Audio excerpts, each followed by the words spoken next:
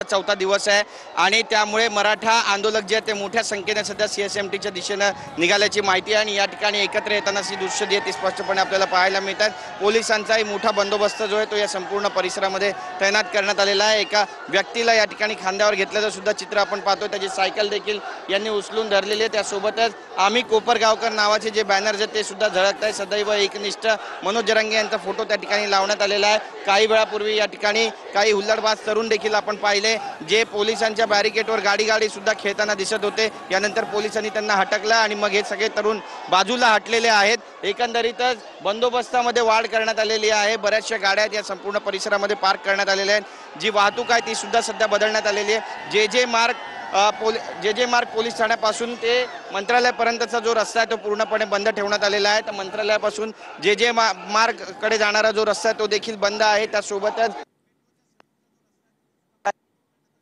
विधान भवनाच्या आधी सुद्धा बॅरिकेडिंग करण्यात आलेली आहे। त्यासोबतच मंत्रालयाकडे जाणारे जे रस्ते ते सुद्धा बॅरिकेड लावून बंद करण्यात आलेले आहेत। वाहतुकीमध्ये ट्रॅफिक विभागाने बरेचसे बदल केलेले आहेत। या संपूर्ण 3 ते 4 किलोमीटरच्या परिघामध्ये जे वाहतुकीचे नियम आहेत ते सुद्धा बदलण्यात आलेले आहेत। कारण मोठ्या प्रमाणामध्ये मोठ्या संख्येने जे मराठा आंदोलक आहेत ते या सगळ्या रस्त्यांवरती आपल्याला फिरताना पाहायला मिळतात। त्यांचे ट्रक, टेम्पो ट्रॅव्हलर आणि गुड्स कॅरियरचे जे ट्रक आहेत ते सुद्धा पार्क झालेले आहेत। त्यामुळे जाण्यासाठी रस्ता नाहीये आणि मुंबईकरांना कुठल्याही त्रासाला सामोरं लागू नये याची देखील दखल मुंबई पोलिसांकडून आणि ट्रॅफिक विभागाकडून घेतली जाते। एकंदरीतच पाटील नावाचा जो जयघोष आहे ते सुद्धा आता मुंबईच्या सीएसएमटी परिसरामध्ये सुरू झालेला आहे। सकाळची वेळ आहे, अर्थातच ब्रेकफास्ट त्यांना करावा लागतो। त्यामुळे ब्रेकफास्टमध्ये पेरू वाटले जातात, केळी वाटली जातात, भाकऱ्या, ठेचा, लोणचं आणि त्यासोबतच कांदा जो स्पेशली येवल्यावरून मागवलेला आहे तो आज नाश्त्यासाठी या सगळ्या बांधवांना मागवण्यात आलेला। आपण पाहतोय की आयकॉनिक असं मुंबईचं सीएसएमटी स्थानक आहे आणि या सीएसएमटी स्थानकाबाहेरच आज मोठी गर्दी जी आहे ती मराठा आंदोलकांची या ठिकाणी पाहायला मिळते। जसं दिवस वाढेल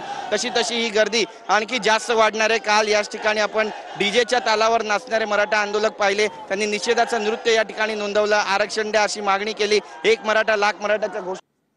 आणि आता आपण पाहतोय की कशा पद्धतीचं वातावरण जे ते सध्या मुंबईच्या सीएसएमटी परिसरामध्ये मागील 3 दिवसापासून अशाच पद्धतीचं जे वातावरण आहे ते सध्या मुंबईच्या या सेल्फी पॉइंट समोर असलेल्या सिग्नल बाहेर आहे। पोलिसांचा मोठा बंदोबस्त आहे। पोलिस समजावून सामंजस्याची भूमिका घेत आहेत, विनंती करतात आणि रस्ते मोकळे करताना सुद्धा समन्वयकांशी बातचीत करतात। कारण मराठा आंदोलकांशी बोलल्यानंतर आणखी जास्त तीव्र प्रतिक्रिया आहे त्या उमटताना सुद्धा पाहायला मिळालेल्या आहेत। त्यामुळे मराठा समन्वयकांच्या संपर्कात सध्या मुंबई पोलीस आहेत। त्यांना सांगितलं जातं आणि मग समन्वयाच्या माध्यमातून या मराठा आंदोलकांना निरोप पोहोचवला जातोय जेणेकरून वाहतुकीस कुठलाही अडथळा होणार नाही। एकंदरीत जी परिस्थिती आहे ती कशा पद्धतीची आहे ते देखील आपण मागच्या 3 दिवसांपासून पाहतोय आणि आज कशा पद्धतीची परिस्थिती राहणार आहे, मनोज जरांगे नेमकं काय बोलणार आहे हे सुद्धा पाहणं तितकंच महत्त्वाचं ठरणार आहे।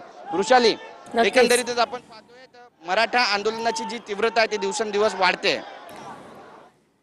नक्कीच धन्यवाद गिरीश, तुम्ही दिलेल्या या माहितीसाठी। आज आपण पाहतोय सीएसएमटी स्थानक परिसरात आंदोलकांची मोठ्या प्रमाणात गर्दी आहे। आंदोलक जे आहेत ते हातात आता पोस्टर्स घेऊन सध्या या ठिकाणी आहेत।